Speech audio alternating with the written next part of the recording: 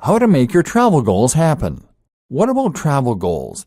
What if your goal is to see the world? Again, we apply our steps, which means we look at the kind of travel that we want to accomplish, then work out a way to make it happen that is feasible considering our specific circumstances. So we start again with visualization. Picture the type of traveling you want to do. Know what it is you want to get from your traveling, and think about the different ways you can accomplish those broader goals. Then look at your circumstances. What is holding you back? Budgetary constraints? Family responsibilities? Fear? Then make your plan based on this information and break it into small steps. Again, this might mean thinking outside the box and taking the non-obvious route to success. You don't necessarily have to take the obvious route by taking a gap year and traveling to various far-flung reaches of the globe.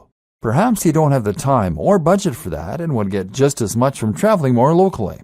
There are some incredible things to see and do in the US if you're in America, or if you're in Europe, then you have the whole of the EU on your doorstep. This can present just as much adventure and variety, and even if it's not exactly what you initially thought, it's still going to scratch that itch and that need for exploration and discovery.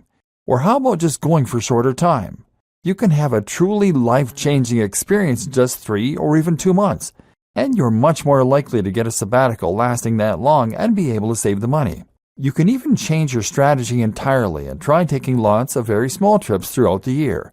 This might also be something that is easier to convince a partner of versus going traveling for months at a time.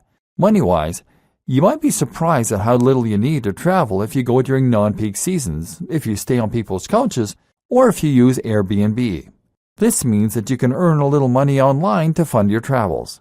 Or how about asking your current job if you can be sent abroad? If the business has branches all around the world, this may very well be viable. Likewise, there might be a role that involves travel, or you could just apply for a job that involves travel.